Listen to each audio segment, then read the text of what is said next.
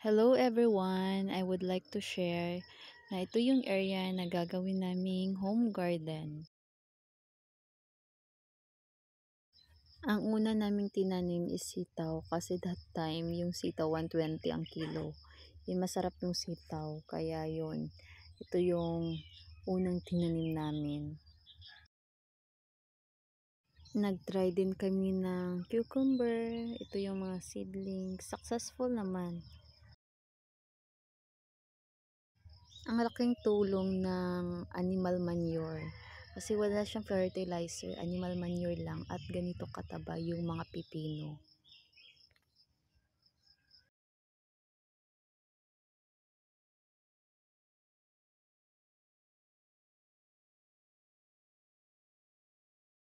Ang dami niyang bunga kahit 12 lang sa area na to. Minsan nakakuha ko ng 3 kilo, 5 kilo. Ito yung tinanim ko na kamatis. Hindi siya successful kasi hinintay kong mahinog. Naunahan ako ng mga uod.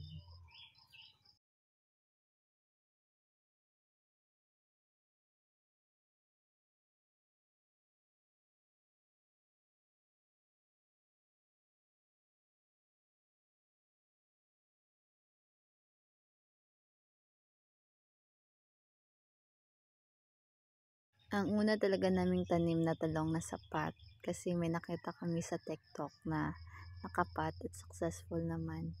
So, ito yon. Maganda yung tubo niya. Tsaka nilalagyan namin ng organic fertilizer. It's our first time na magpatubo ng talong. So, I'm so happy. Tapos, ang ganda ng bunga niya.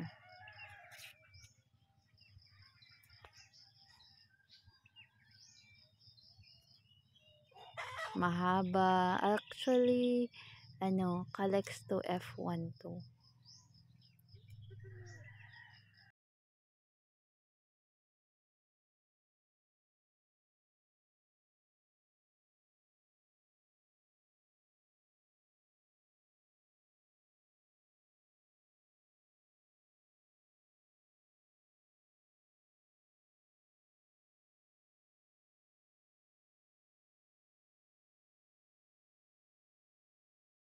Itong area na to, talong din. Tapos, hindi lang nakaplat. Kasi wala nang time mag-plat. Kasi may mga trabaho. So, after 6 months of harvesting, umina na yung mga bunga. Morning! This is the update of our garden after 8 months of planting. So, ito yung nabili ko sa online na dwarf papaya. Lalaki siya.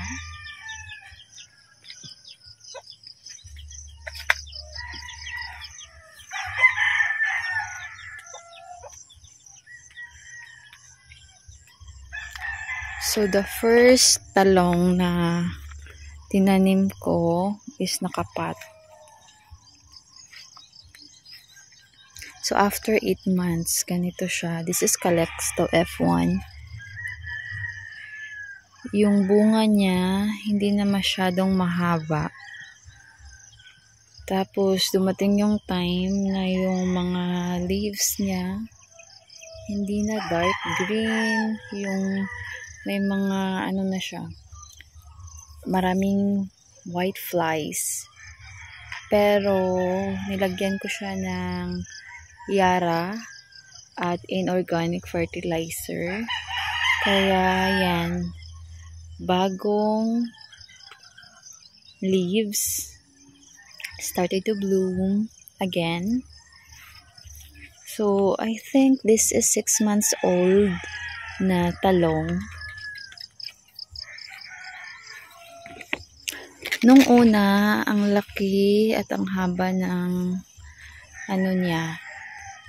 bunga. Tapos, after a few months, mina na, tapos pumangit yung bunga. But still, madami siyang flower at namumunga. But now, hindi masyado kasi nag-start siya ng bagong leaves. And then may mga bagong sibol na flowers. Ito, nag-try ako ng ampalaya sa full sunlight kasi nung una hindi full sunlight, hindi namunga ng hindi ko masyadong namumunga. Ito I think 5 lang tapos ang daming bunga. So gagawin ko, aalisin ko to, papalitan. So this area, ang daming sinya, ang flowers. Then yung unang tinanim ko, namatay na at ito yung mga seedlings. Ang daming seedlings ng sinya. Dito pa. Then I put some eggplant in this side.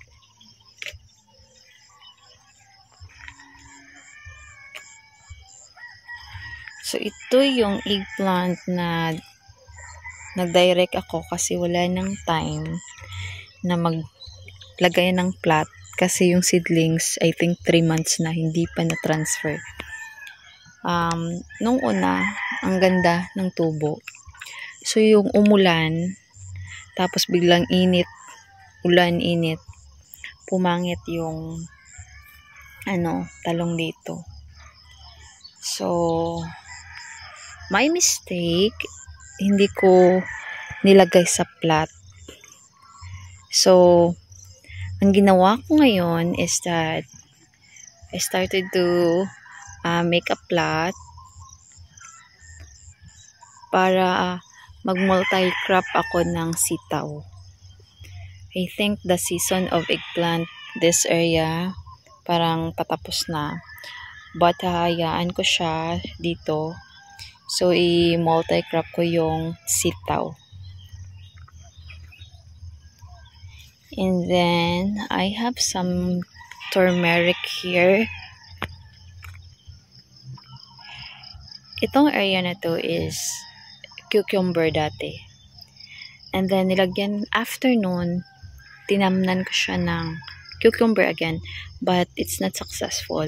So, hinayaan ko yung plot na lagyan ng ihi at manure. So, I think 2 months na hindi ko siya tinamnan. And then, I plant the ampalaya. And it's so healthy. Yan. Started to have some flowers. Yan. So, in this area, another eggplant. Even hindi nakaplant itong area na to ng eggplant, maganda yung tubo niya. Kasi yung texture ng soil, maganda dito. Sa kabila kasi madaming bato-bato. So, ito. Kaya masyadong madikit yung pagkakatanim. So, I learned from my mistakes. May bunga pa naman siya. Thank you, Lord. So, I have another ampalaya. Bago pa. Dating pipino rin to.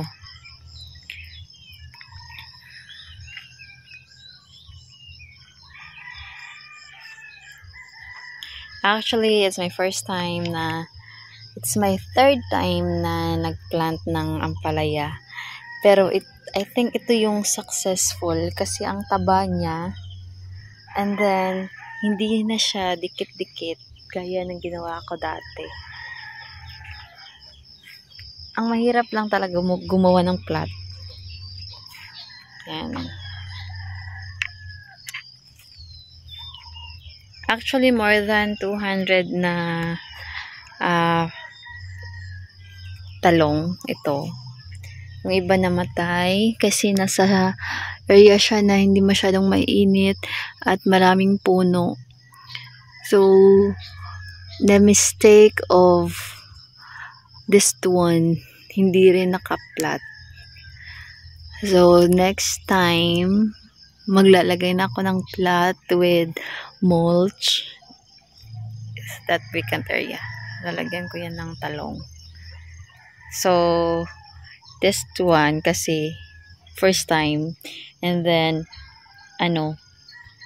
ano pa lang, trial and error. And I have some paper. Ito nakaplat talaga siya. I think sa paper, okay lang na hindi nakaplat. I have a red sanya.